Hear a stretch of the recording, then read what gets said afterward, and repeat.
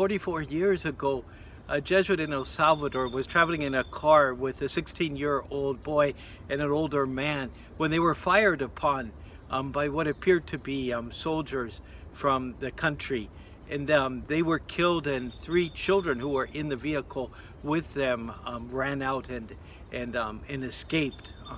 His name was Rutilio Grande, and he had been one of the Jesuits in the forefront of trying to bring the gospel to the people and encourage the people to really become the agents of their own faith formation and the agents of their change in society. And so he'd run afoul of the landowners in the area where he was, which actually was the area where he was born.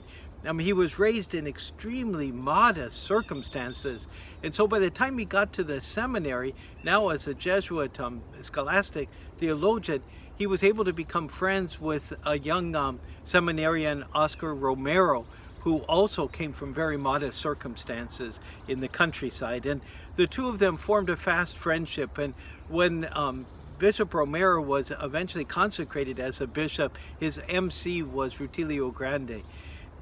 Archbishop Romero at that time was the Archbishop of San Salvador, and so he came out immediately, celebrated a mass late the night when they brought the bodies to the church.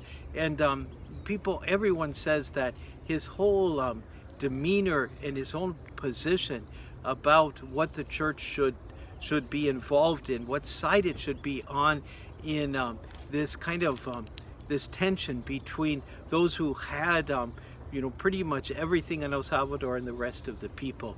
And that really fired him up in his preaching and in his change. And 3 years later, he would be gunned down because Rutilio Grande's own experience and the experience of his death had so transformed him. So the point that I have here is we need to be faithful to what God calls us to do. We don't know the effect of anything that we're going to do, but we do know we need to be faithful to it. And the Lord, in the Lord's own way, may bring remarkable fruit from what we do. But whether the Lord does that or the Lord doesn't do that, to listen to the gospel with a purity of intention and heart, and to begin to put that as best we can into effect. And that's the wisdom of the Jesuits for today.